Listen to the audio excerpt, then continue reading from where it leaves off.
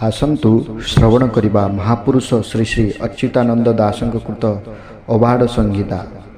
जो माने अत्यंत दुखी कौन सी कार्य सफलता प्राप्त करि पारु नाहंती से माने एही संगीता बारंबार सुनिबा द्वारा तांको कार्य सफलता एवं जीवन रे अत्यंत उन्नति पद प्राप्त करिथांती। अच्युत उवाच सुनो हो राम अबाध महिमा सकल सुख मानकर सीमा तते कहबा हे बरज सूत अबाध रजे कहबा चरित निश्चल आसने बस हो राम भूर मध्यरे निश्चल आसन लय लगाओ हो भूरी मध्यरे अबाध उदय रहे उपरे मंत्र गोटिए हो मनरे सुमर अबाध ब्रह्म हो तल एकर अबाध हे जेबे साधिबु राम रहे पुररे होइबु समान कोटि कोटि जुग हेले पाइबु कोटि जुगर दुख उपेखिबु अबाध महिमा कहिनु हई अनंत जार अंतहीन पाई एमंत अटई अबाध कथा अमर जेणु हेले पंचमथा एमंत अबाध अटे मोह महिमा अंत न पाइले जार ब्रह्मा एही भावरे तू बोला अचित्त अबाध महिमा कहे अच्युत। रामचंद्र दास सुनिन बाणी गुरुचरणे हेले परिमाणी बोलई राम शुणिमा गोसाई आवर कथाए मुहि पुछई अबाध महिमा समुद्र सम अति आलोकित ए साधु जन। जीवनर कठिनतम परिस्थिति रे अच्युतानंद दास कहउचंती किपरि भावरे निजर अबाध मन को उदय करिबा पाई जोठारे बाड़ न थाए ताकू अबाध कहा जाए। से कहउचंती गोटे निश्चल आसन रे बसी भूरी मध्यरे निजर चक्षुर दुईटी भूरी केंद्र मस्तकर जो केंद्र बिंदु अच्छी सेठार ध्यान लगाई गोटे मंत्र को नियंतु एवं स्मरण करंतु। स्मरण कले कौन प्राप्त हुए ताहा अच्युतानंद दास कहउचंती अबाध महिमा समुद्र सम अति आलोकित ए साधु जन।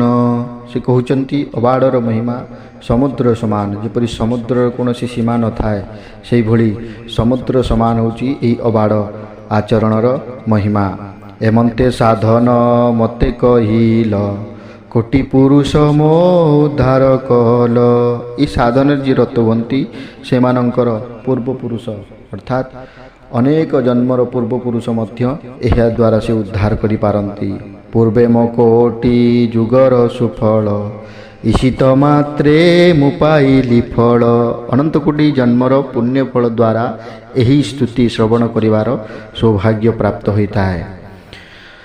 कोटि कोटि जुग थिले बासना एमंते भाव मु जानी बिसिना पूर्वे मु अनेक जन्म बासना तेणु मु पाइली एथि भावना एबे मु जणाउछि चरणे अति अगोचर कहिल मोरे जेते भेद मते आज्ञा होइला एक कथा जे अति गुप्त थिला एमंते अंते पुणी की से होइब आज्ञा होइले करिथि बिठाब एणु मु जणाऊ अछि छामुरे श्रीमुख आज्ञा होइब मोठारे रामचंद्र ठारू एसन सुण दिन अच्युत से स्वर रे भणी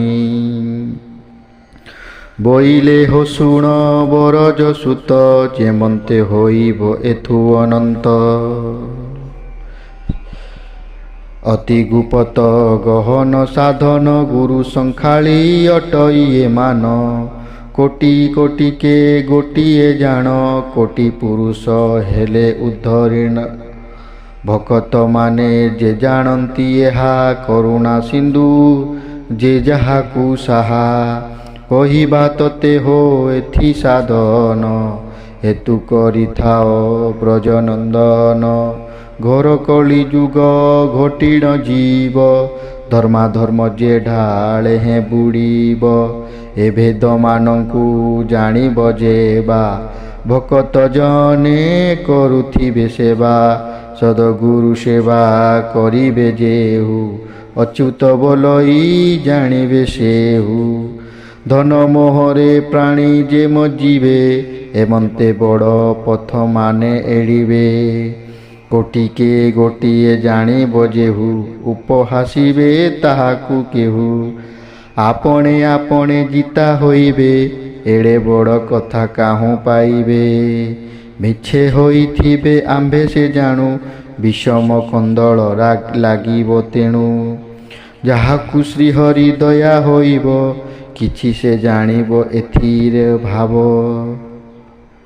ଧନ୍ୟ ତାହାର ହୋ ଜନମ ଭାଗ୍ୟ, ଏ କଳି ଯୁଗେ ଯେହୁ ସେ ପାଇବ। ଶ୍ରୀରାମଚନ୍ଦ୍ର କହଇ ତତେ, ଏମନ୍ତେ କିଛି ଦିନର ଅନ୍ତେ।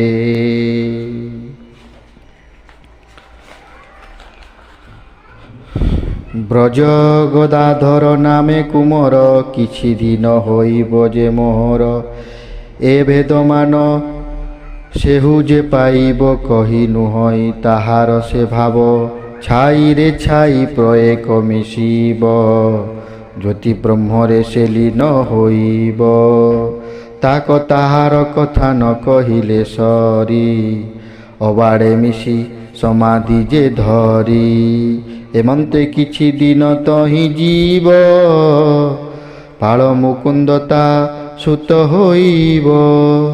ଛାୟା ବ୍ରହ୍ମରେ ସେ କରେ ସାଧନ, ବ୍ରହ୍ମଜ୍ୟୋତିରେ ତା ଭଜନ ଟାଣ। ଗଦାଧର ଗନ୍ଧର୍ବ ତାକୁ ମର, ଛାୟା ଜ୍ୟୋତିରେ ସେହୁ ତତ୍ପର। କିଛି ଦିନରେ ଯେ ସେହୁ ଟଳିବ, ସେଇ ଠାବରୁ ଏ ଗୁପତ ହେବ। ତାହାର ଅଂଶେ ଗୋଟିବ ହୋ ପାପ, ସେହି ଠାବରୁ ହେବ ଉତ୍ପାତ। ଏ ଭେଦମାନ କେହି ନ ଦେଖିବେ, ଘୋର ପାତକେ ପତିତ ହୋଇବେ। ରାମ ବଳଭଦ୍ର ଜାତ ହୋଇବେ, ଉଦାସୀ ମତେ ଦିନ ନେଉଥିବେ। ଏ ଭେଦମାନ ନ ପାଇବେ କେହି, ସଂସାରେ ଗୋପ୍ୟ ହୋଇଥିବ ରହି। ଏମନ୍ତେ କିଛି ଦିନ ବହିଯିବ, ନିରକ୍ଷ ଜନରେ ଭେଦ ହୋଇବ।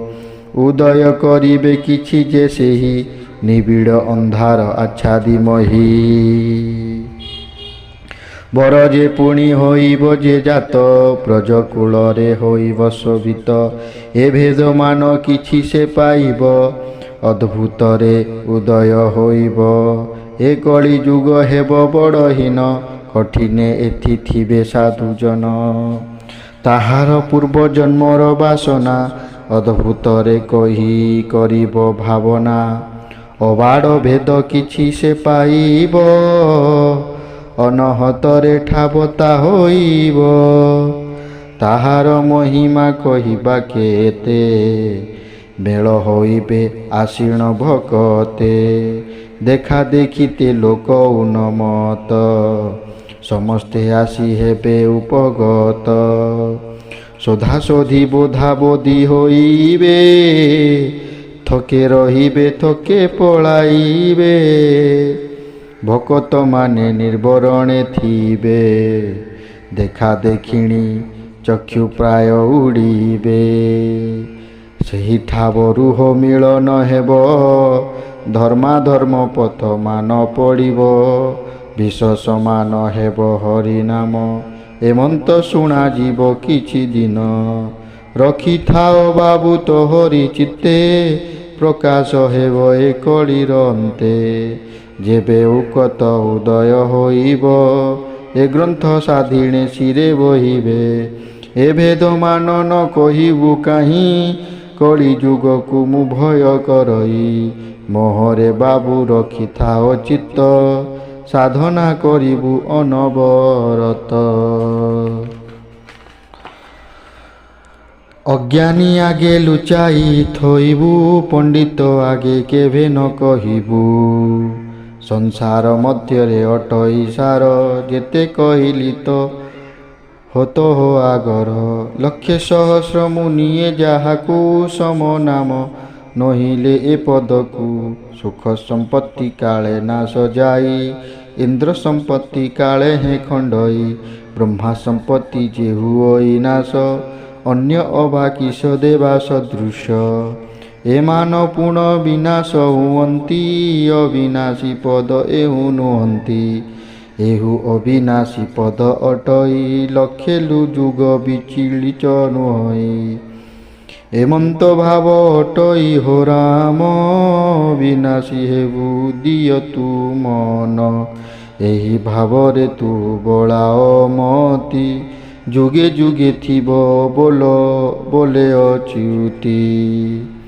ହେତୁ ବୁଦ୍ଧି ଗୋଟିତ ହରିଥିବ, ଅବିନାଶୀ ପଦ ତେଣୁ ହୋଇବ। ଅତି ଗୁପତେ ରଖିବାକୁ ଚିତ୍ତ, ଅବାଡ଼ ହେଭେଦ କହିଲେ ଅଚ୍ୟୁତ। ଅବାଡ଼ ଭିତରେ ମନକୁ ଥୋଇ, ଶ୍ରୀରାମଚନ୍ଦ୍ରେ କହେ ଅଚ୍ୟୁତ ଭାଇ। ଇତି ଶ୍ରୀ ଅଚ୍ୟୁତାନନ୍ଦ ଦାସ କୃତ ଅବାଡ଼ ସଂଗୀତା ସଦା ଜୟ ସମ୍ପୂର୍ଣ୍ଣ।